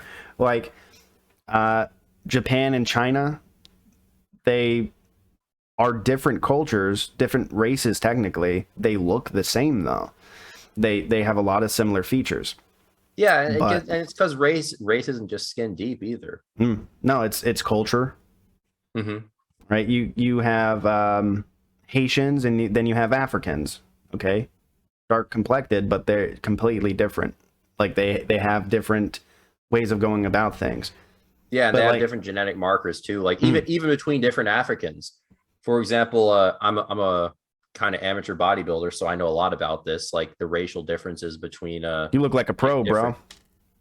No, I'm getting there, but like for example, West Africans, which is for African Americans, by the way, are largely West African from places like Nigeria, because that's where the slave trade kind of took us. But like West Africans are completely different from East Africans. We're more mesomorphic, which means it's easier for us to put on muscle, whereas East Africans, like Ethiopians, they're runners, right? They're runners. They're ectomorphs, which means they're great at like burning calories and running fast, and they're taller. And it's just a product of millions of years of evolution based on where your environment is. What was a necessity for you to survive? Yeah, and I don't think we should ignore that or try and sweep it under the rug or minimalize it, because what you end up doing is by denying differences in race, you're denying like not only the bad things like IQ differences, which but you're denying the good things as well. Like for example, like the things that blacks excel in compared to whites, and the things that whites excel in compared to blacks. Like you shouldn't just you can't just deny that these things exist. Well, like when they lump just because of skin shade, they lump them in together. Like that's true racism. When you don't acknowledge the differences in race, that's actual racism. Whether you should acknowledge them. You should celebrate them largely. Yeah, I think so too. Like it's this narrow-minded way of thinking. I mean, I think sometimes it's good to think narrow-minded when you're trying to like get to a goal, but when you try to expand upon it and overcomplicate it, like it doesn't do any good. They think they're doing good. I think a lot of these people think what they're doing is good. They're doing it in earnest. I don't think they're like cynics, for example. I don't think a lot of them are cynical. I think they legitimately believe they're doing good in the world. Yeah, but Hitler thought he was doing good too. Yeah, everyone does. Yeah, everyone thinks there are very good. few people. There aren't very few Lex Luthors in the world, right? Where they're just like, oh, I'm doing evil shit because I like it. Like no one's like that. No, I mean, you've had some that like relished in the fact, like Genghis Khan. I think he was like relishing in the fucking of everything. But yeah, it's not until you see the aftermath of it, and the aftermath is going to show. Yeah, it's going to show eventually. It's not going to. It is going to show because no lie can last forever. No, eventually, I predict in the future there's going to be a lot of people say, "Holy fuck, we fucked up." Big time. And speaking of not being able to last forever, you can keep talking about this, but I'm gonna go to the bathroom real quick. Oh, you can. I'll pause real quick. Hell yeah. I gotta go get me a drink. Hell yeah. That was a long piss. I'm just playing. No, it was actually. I timed it. It was like fucking 35 seconds. Oh wow, damn. This is not a soda. This is water and lemon. Okay, that's good. Yeah, I don't want to disappoint you. Good on you. Good on you. I allow myself like 1 or 2 cups of diet pop. Sometimes. Yeah, I've cut out alcohol. Cups. I've cut out alcohol as much as I was drinking it. Started getting a fatty liver. So yeah, that's again overindulgence, like we were talking about earlier. Yeah, fucking drinking feels good, but then you're like, after a while. Like the slow effects of making bad fucking decisions. Oh, you might want to don't forget to turn on the recording again. Oh, yeah, it's playing. Okay, good. Just making sure. I fucked up last time. No, fuck that. Fuck that. I didn't fuck up. I checked it 3 times. It was the fucking technology fucked up. It was feminists that like fucking groomed my They hacked your computer. computer, yeah. Yeah, they groomed my Well, they computer. didn't hack your computer. They bitched until a man hacked your computer for them. Oh shit. I fucking love these podcasts with you, man. Oh shit. These are, yeah, I even said in my TikTok announcement for it, I was like, yeah, you're gonna see a little. It brings out your misogyny. Dude, it's fucking good sometimes, man. Like, sometimes I'll say shit that I really don't believe, but damn, it feels fucking good to say. Yeah. I mean, I believe I haven't really said any lies or any like jokes, but I really do mean it, man. Where I think when it comes to women in general, when they say what they want, but they're still fucking unhappy as soon as they get it, it's instead of doing what they want, they should do what they need. I think they should try to shift their mind into let their needs be their wants. Yeah. It's not Well, like, let society's needs be their wants. yeah, exactly. It's very confusing. I'm happy that I'm seeing not a lot, but a few women that are actually saying the shit that we're saying and are meaning it. They're not just trying to be pick-me's or anything. They actually believe in this shit. A lot of it's a pick-me thing sometimes, but yeah, I can tell when it's a pick-me thing now. okay, that's good. Yeah, like I fell for a lot of them. I literally fell for one. I was wanting to date them, was gonna go meet them and stuff, and I was like, "Oh, you're a fucking liar! You don't believe in the shit that you fucking say. You just did the shit to me." Yeah, I'll never release her name. I'll tell you privately. But yeah, that's another thing too. The shit that I'm doing. Won't say their name either. But I don't know if you've been catching up on it at all. There's this person in the center of all of this controversy, and the thing that's familiar, the same that's that matches with the complaints he's getting, is from women who liked him, and it didn't work out. So now he's public enemy number one. Yeah, I see. I swore off of trying to start relationships with any woman online. That's a fantastic idea. Because like we said, like online women, they're like an entirely different breed at this point. They're crazy. I can't say no to that. It's I see too much of it to deny it, and if I were to deny it, I'd just be lying to myself and doing a disservice to people. Exactly. Eventually you have to stop looking at statistics and all this and just use your fucking eyes. And statistics don't matter to the individual anyways. No, they don't. It doesn't apply. Like, yeah, statistically, I'm supposed to be this, that, and the other. I'm none of those things. You know, it's it sucks to be lumped in with. There's true monsters out there, but you're not going to fix the problem by calling me a monster. Like, I'm the less intimidating motherfucker you'll ever fucking meet. You know, I'll defend myself, but I don't give off the vibe that I'm gonna do anything hurtful. Mm-hmm. To yeah, people. that's good, and I think that's what men should always strive to be. Is they should you shouldn't want. This is something Jordan Peterson says. You shouldn't want to be like a harmless, defenseless bunny. Mm-hmm. You should want to be a dragon, but you should want to be a dragon that only uses its power when it needs to. Oh yeah, like I'm capable of causing a lot of harm. I know there's things that I could destroy people's lives. I could be a piece of shit, but I'm not going to use that masculine energy or that vibe to ever do that. It would only be in instances to like protect people or to do the right thing. Mm-hmm. But yeah, I think you were talking about it. It was someone else that I saw too. Like, I don't think toxic masculinity exists. That subscribes that only men can be toxic, that only men are the problem, that they're the only ones that can be evil and do bad shit. I have seen more women in my personal life do terrible fucking shit, and I see the men left behind completely broken. Some of them never get back on their feet. Yeah, you know, that's my experience, and people can deny it. Women can say, "Oh, you just misinterpreted. Like, maybe your dad was a piece of shit." My dad was fucking awesome. My mom was the worst fucking. Think of the worst woman possible, and multiply it by 5. That's my mom. Yeah. Yeah, no, I know you've done that podcast where you talk about a lot of what happened with your mom as well. I haven't listened to it yet, but I haven't done it. I'm actually gonna get my siblings. Oh, you haven't? Okay. No, I'm waiting for all three of my siblings, my older sister, and my two younger brothers. We're gonna sit down. We're gonna show voicemails. We're gonna show text. We're gonna talk about shit I've never talked about publicly. And my sister is like think of the best woman you can think about. That's my sister times 5. Okay. My sister is fucking the perfect feminine, the like responsible. She's fucking awesome. I think you'll like her. She looks like me, but a girl. Okay. Yeah. Okay. Me without a beard. Oh boy. Yeah, she's a bitch. No, I'm just joking. Yeah. No, I love her. I love her. God damn. Let's see. Shit. Where were we before I started trauma dumping like a woman?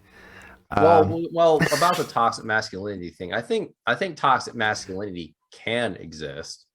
I think there's good masculinity and bad masculinity. Like masculinity often involves, having power and using power and being in charge of things. And you can use that power for good or you can use it for evil. And I think that's what separates toxic and good masculinity. Yeah. But I mean, what toxic masculinity is used as today is essentially just an assault on masculinity. Yeah, the context in which it's used, I don't agree with. Yeah, it's just an assault on men in general. It's just an assault on men being themselves now. Yeah.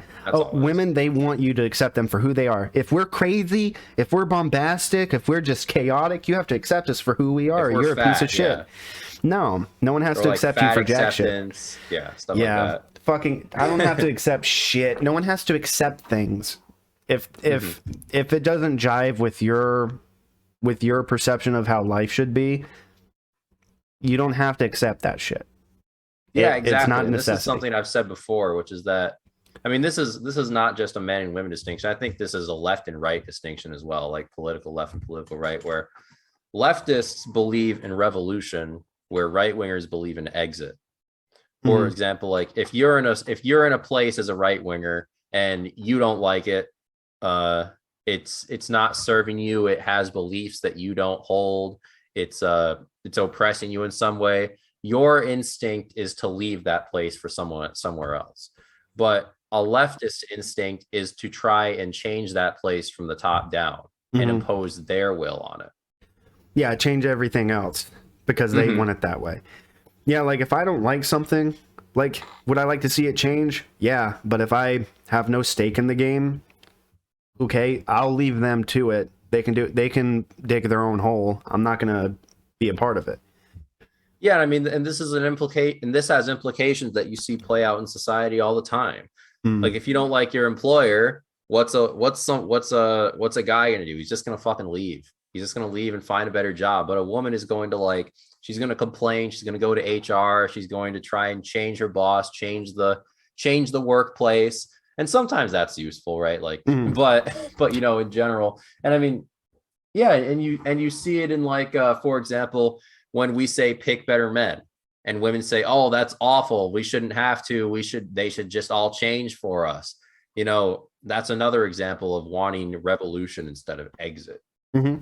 Yeah, just don't. If you are getting the same type of guy, it's not it's not proof that all guys are the same. It's the guys that you hang around with are the same. Yes. Not every guy is the same. You'll have a piece of shit guy, and then you'll have a very good guy. It's just who you decide to surround yourself with. Exactly. It's this idea that they're choosing to hang around these toxic and honestly irresponsible men, and then they're wondering why they're getting with toxic and irresponsible men. Like, no shit. Like, how could this ever happened? I am so shocked. I know, and it's like, it is their fault to an extent, but it's also you have to take some sort of responsibility for surrounding yourself with people like that. Yeah, of course men shouldn't treat women like shit. Of course they're not, but you need to choose a different man. And honestly, there's a lot of women coming out now telling their stories about dating a male feminist. They thought it was going to be the best thing in the world. It was 10 times worse. They're like, the shit I complained about with my chauvinist boyfriend, I would beg for those problems again. Yeah. Now they're suffering more. And also I think male feminists are fucking weasels. I think we talked about that before. Yeah, I mean, they know that it's the only way they could possibly get attention from women is if they try and like simp and suck up to them all the time.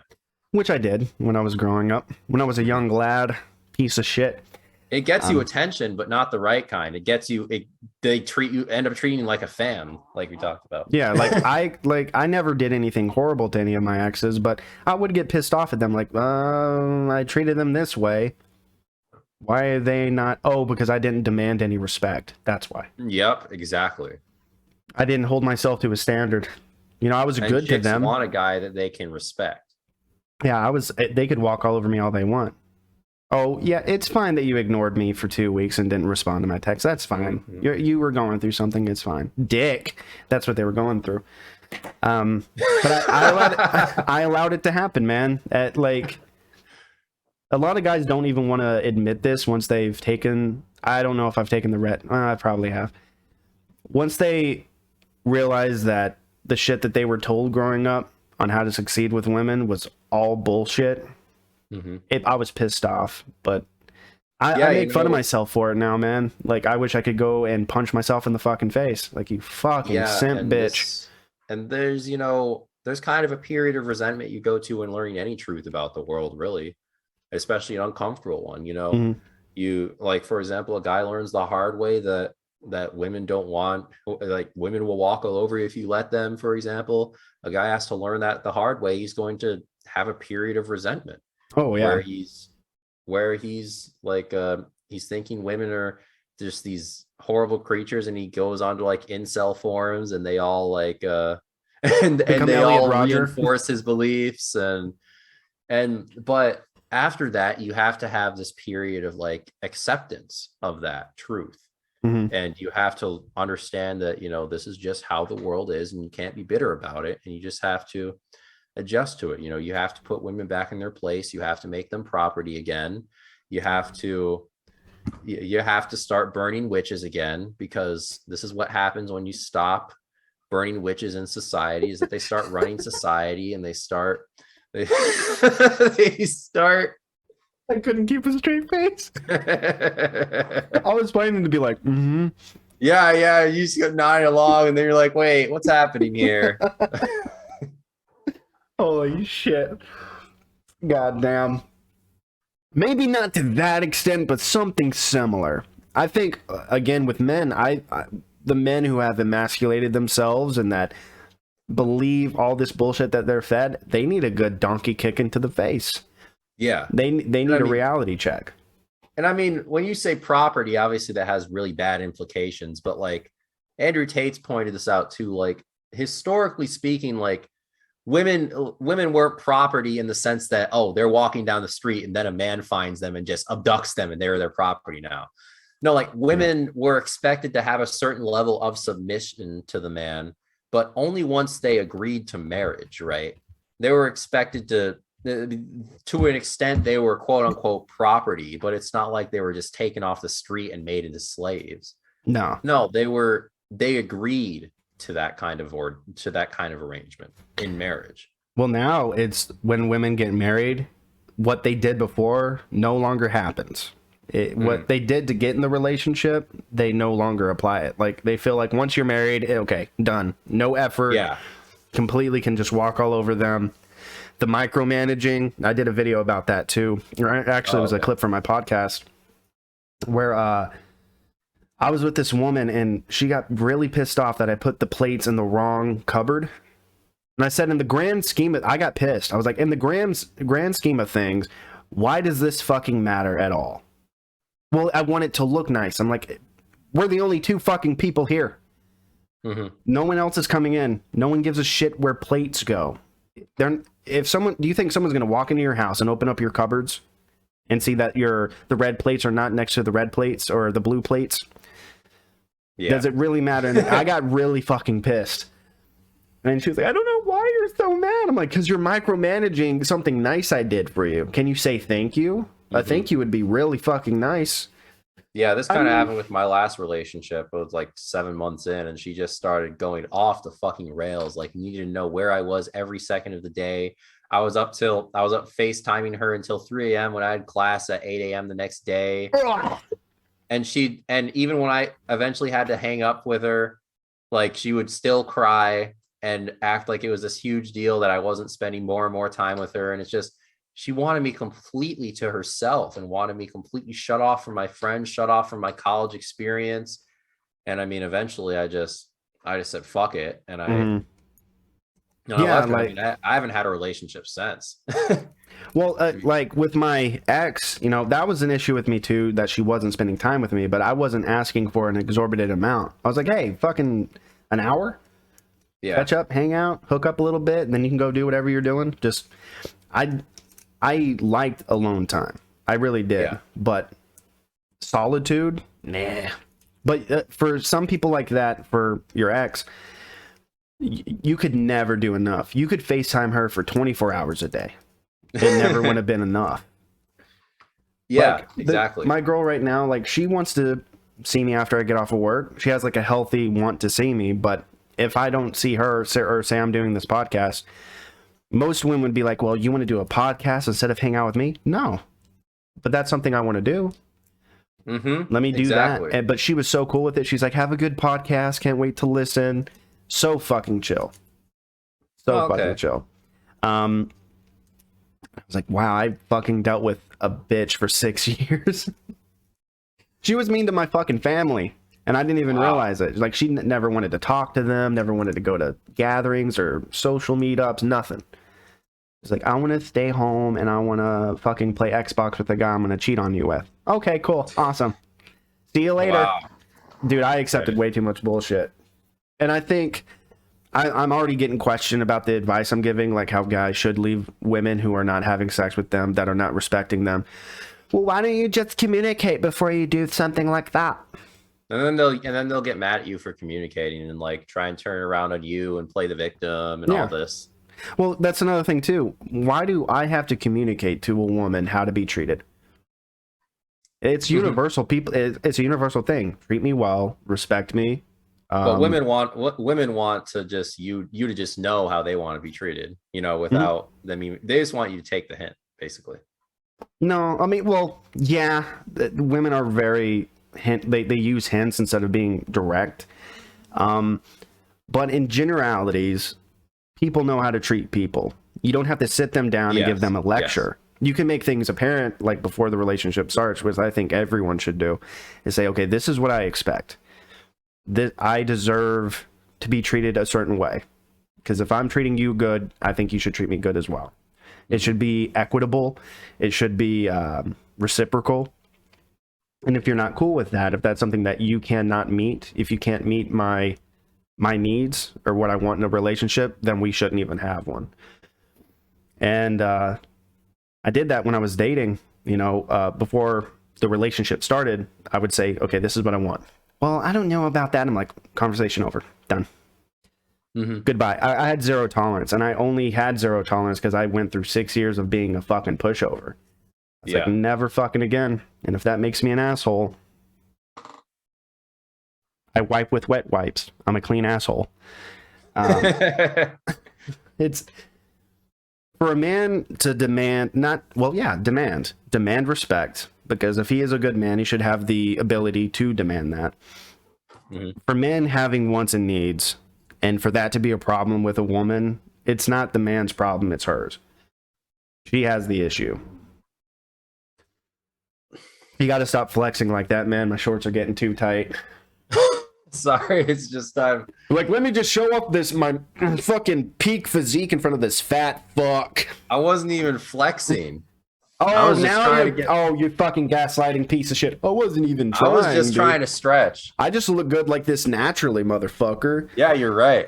Yeah, 100% natural. I may be a slimy half breed, but this is 100%. This is 100% natural here. You seeing no steroids, no flexing, no nothing, no advanced lighting, none of that stuff. I may be. You call yourself a half breed? Holy shit. I'm not saying this to anybody. If anyone wants to fucking cancel me, I got to pass today, dude. I've got to I embrace the half white. I embrace the half white devil character. Have you seen the Modern Warrior shit? Gosh, His I most think recent so. shit, where is like, if you are white passing or something like that, or present yourself as like white passing that you're white, that dude got so much fucking shit from the non-pure bloods. Non-pure bloods. Yeah. He got some. I gave him some shit too. I was like, that's fucking racist, man. Just, Oh. I think I know what you're talking about yeah. now. Yeah. Yeah. Him and his girlfriend went on live and they're like, well, you just misinterpreted. You didn't get the nuance. I was like, bitch, it was 5 fucking seconds. You can't get nuance in 5 seconds. You made a clear statement. That's what you did. There's no nuance to a clear statement. They're like, if someone mistakes you as white and you don't correct them, you know, you're denying. No one starts a conversation. Hey, you black? Are you from Nigeria, dude? No one. They're like, hey, what's your name? That's how people. Yeah, exactly. In their world, when they do their meetups, hello, my name is Lance Sosi, and I am a he/him. I am Native American. No one gives a fucking shit, dude. I am 49.8% black. I'm 46.2%. It's not those exact percentages for me, but but no one gives it. Yeah, no they one give cares. a shit. They give a shit. Their crowd gives a shit. Like they maneuver their life through race. Yeah, they do. And when I said that, they're like, well, we were just speaking with white privilege. Fuck you. I'm saying that's just a universal truth. Most people don't care about race. Most people don't. It's inconsequential. And it's funny they say that they're anti-racist, but they're being fucking racist. They use racist tools. That's what anti-racism really is. It's just this like reversal of things. Yeah. It's just like being anti-racist is seeing everything through the lens of race to these people. Well, it's like it was this comic book. There was Venom and Anti-Venom. Anti-Venom still bit the heads off of people. It's not like he became, we are Anti-Venom and we just want to protect people. No, still bit the heads off of people. You know, you can be against racism, but when I hear anti-racist, I'm like, you're just a different form. It's a different shade of racism when it's the anti-racist. Because when they say anti-racist, they always hate white people. Yeah, and that's racism. And it's like the communist like teachers that I mentioned earlier, where it's like if you say you're anti-racist, you're actually agreeing to like all these crazy implications that have nothing to do with it as well. Right. It's so fucked up, man. I hate people. That's the one thing I know for sure. I mean, I love people, but I hate people, if that makes any sense. I get you. It's so infuriating, man. Like, I'm really glad I got out of that, because I saw myself like becoming a SJW and a fucking women are fucking precious no matter what they do. It's just as men, we don't understand how beautiful they are. No, humans are fucking messy, man or woman. They're fucking messy. They're pieces of shit. They don't want to do anything that's good for themselves. They want to leave this hedonistic lifestyle of, I just want to fuck, come, and eat. Yeah, and this is why societies need competent, philosophically sound, and strong leaders. And this is exactly the kind of leadership that they're being denied. Most of them do it only to rebel. Yeah, only to rebel. Exactly. They're rebelling from what is perceived to be right, which is mostly right. And they do it because they want to be, I want to be different. I want to be off the grid. Bitch, you're in the grid. Even if you're off grid, you're in the fucking grid. Like you are just cosplaying as someone who is being defiant. You're not, these people think that they're special. They're not. Just to keep the edginess coming, this is kind of something that Ted Kaczynski touched on. Where who's Ted? I've heard the name. Unabomber. Oh, okay. Go ahead. The guy, the anarcho-primitivist guy, but he was like, this is something that the system is essentially weaponized, which is it takes this instinct that people have to want to rebel against against things they hate, like things that are bad for them, and it takes this instinct that they have and it turns it into power for itself. You know, because these people who like buy these like eat the rich shirts, for example, and like pretend like they're and like call themselves like trans or they them because they think that it's like rebelling against the oppressive like patriarchal system or whatever. These are people that are essentially foot soldiers for the modern regime. Not only that, when you buy shirts that say "Eat the Rich" or "Fuck Capitalism," that was a capitalist move to sell that shirt. Yeah, exactly. They don't realize the irony in it. No, they don't, and they don't understand the irony of calling themselves some like alphabet name, like they them or something, where they think it's some act of rebellion when the highest institutions in the land are all spouting this 24/7 at them. You know and why? that's the reason they do it. Yeah, you know why it's all bullshit? There was a guy who made a video and he said the acronym, all the letters for the LGBT, all the even subcategories. Oh, God. He started getting attacked by that community saying you were making a mockery of our community by using all those letters and all that stuff. He posted a screen capture. He said the actual fucking full acronym. And they got pissed at him for using the goddamn full acronym. They're parodying themselves. Yes. What's also fucking crazy, you mentioned Ted Kaczynski. The fucking Columbine shooters. Yeah. When you read their, what's it called? Manifesto, yeah. It's, we're killing the world.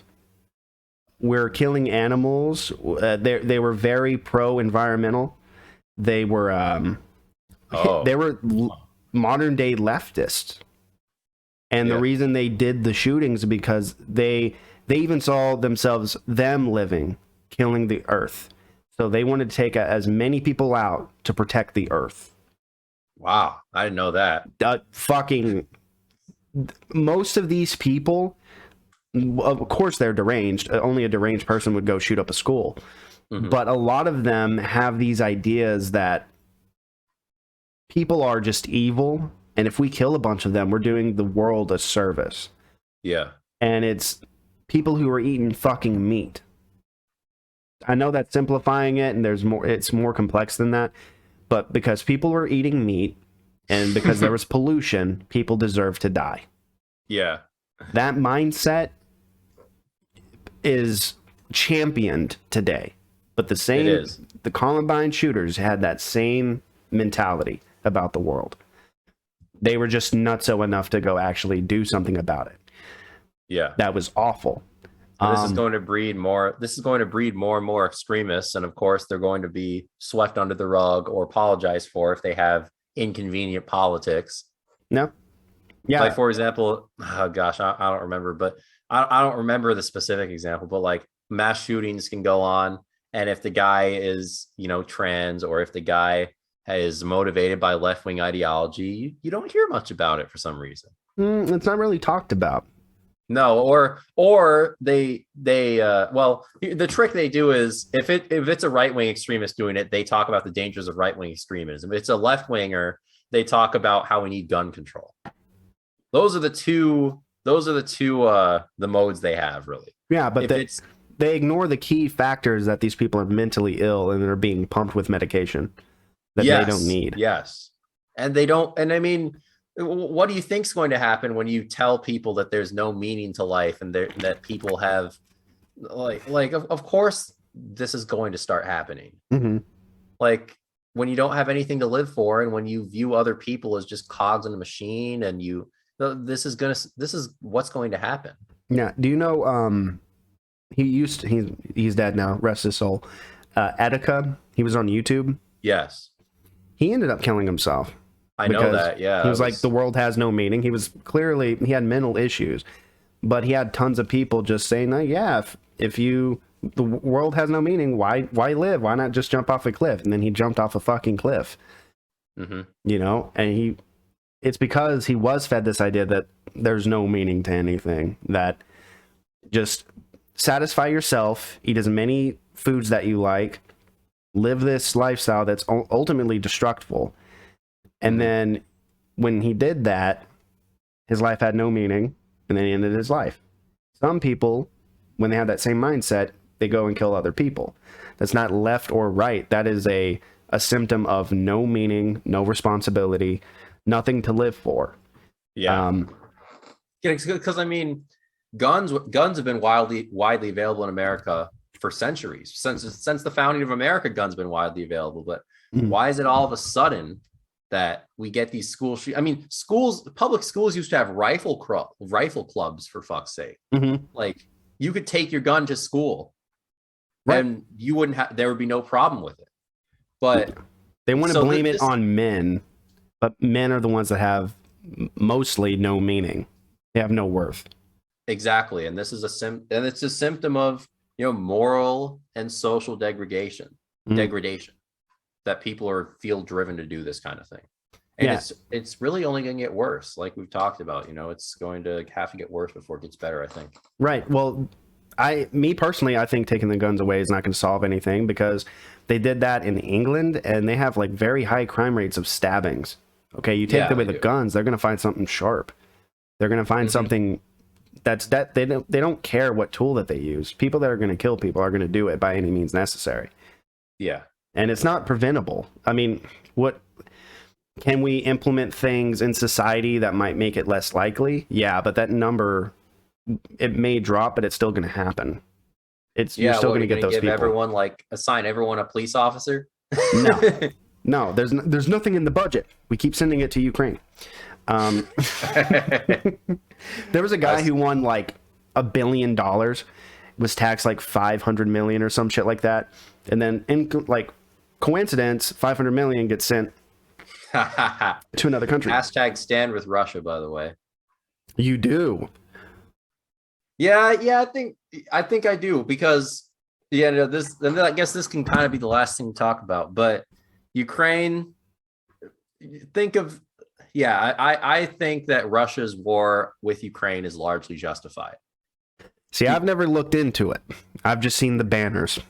Yeah, you see the banners, and that with them telling you that like Putin is this like nuclear armed madman, this like Saturday morning cartoon character almost, that's just a madman, and he's trying to conquer other states for no reason. But no, that's not really what's happening here. What happened is that, in the 90s, when the USSR broke up, I think it was Ronald Reagan was president at the time, he promised the Russian president that NATO was not going to expand to the east. And what have we been doing since then? We've been expanding NATO to the east. We've been pumping Ukraine full of weapons. We've been pumping them full of intel. And Ukraine is supposed to be this like neutral buffer state between Russia and us. And what happened is Russia saw that as a security threat. They saw that it's like, think of if, and Putin himself even made this comparison. Think of if China started supplying Mexico with state-of-the-art weapons and intel on the US. Would we be okay with that? I don't think we would. China doing that? No.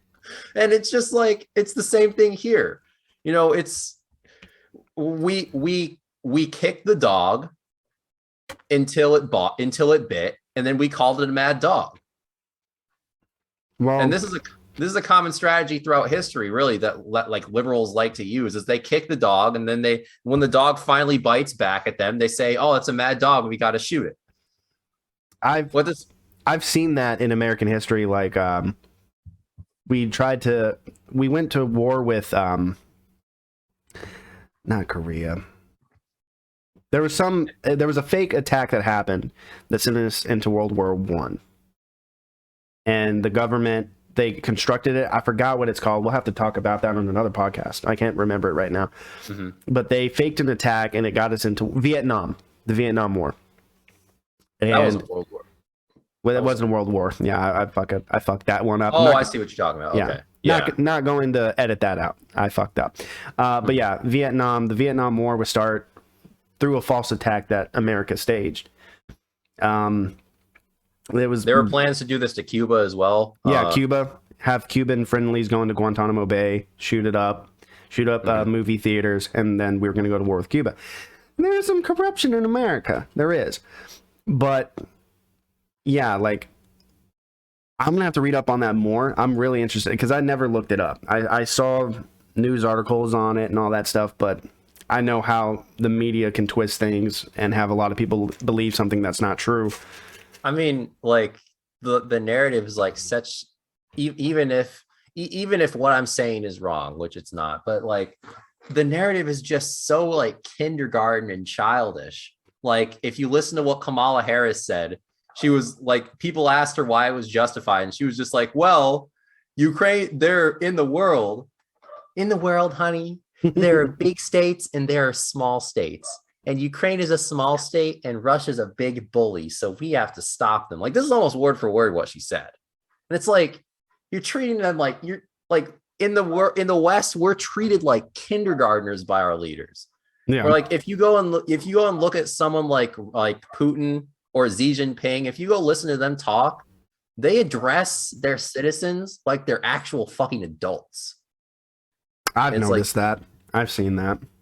Yeah. And like, you couldn't even imagine a Western politician and Putin takes responsibility when things go wrong. He's said that in his speech on economic recovery for Russia after the sanctions. He's taken responsibility for programs he's implemented going incorrectly. And this is something you can't possibly imagine happening here. And it's just, I don't see it happening here in America. No, I don't. I do not. And that superpower they were talking about may not be a superpower if that continues down that road. Let's make everything comfortable. I think Putin is right when he said the unipolar world was coming to an end. Oh, we'll see that in time. I see a downward spiral for America. I do. If we just keep nerfing the world and not prioritizing, taking responsibility for yourself. Sucking at the government tit isn't going to be the fucking downfall of the society. Everyone wants to believe it's going to last forever. Yeah, and it's what happens to empires that are around too long. They believe it. They believe it's always been this way. Yep. And cows run out of milk, and then we fucking kill them and eat steak. The tit won't last forever. That milk's going to run dry. Yeah. But hey, if we ever get to that point, I'm going to try to start some fortress. And if you want to join, do that. And we can bring feudalism back. I want the castles back. You want the we'll fucking where's the paper? Bring back the cool castles. Bring back the We'll fucking bring back the. I love the aesthetic, man. I love the feudal aesthetic. We will implement Ram Ranch. Oh yes, yes. We talked about this last time, but it wasn't even recorded. But oh my gosh, we need to implement Ram Ranch in society. I think someone's gonna Google that and be like, "What the fuck are these guys talking about?" Have you listened to Ram Ranch since then? No, I was kind of afraid, but yeah, you should be afraid. It's not for the faint of heart. It's only for strong men that are so confident in their heterosexuality that they can get railed by another man and understand that it's purely just an act of camaraderie, because that's what I'm like with my friends. I get fucked in the ass by my friend, and I'm like, Jordan, that's his name. Jordan, I am so confident in my straightness that I don't need to hide myself from these experiences. My face hurts. I can understand that it's just purely an act of camaraderie and there's nothing gay about it. We leave our socks on, we make sure the balls don't touch, and that's how it goes. That's how our relationship is. My face fucking hurts. Holy shit. Holy shit. What a fucking way to end a podcast. I know, right? Holy shit. So Ram Ranch, we're gonna implement Ram Ranch. Yes. It's coming. It is. It's coming, all right. It's coming. It's coming with a U. All right. So, damn, this is good. I think this was longer than the last one that we tried. Yeah, this was 2 hours, 3 minutes. Wow, that's crazy. So I did get the backup audio recorded. Good. Nothing's gonna fucking stop this. It's gonna be posted. We're unstoppable. But yeah, thanks for coming on, man. This has been Don't Panic with AwsomeTime1 and Ram Ranch.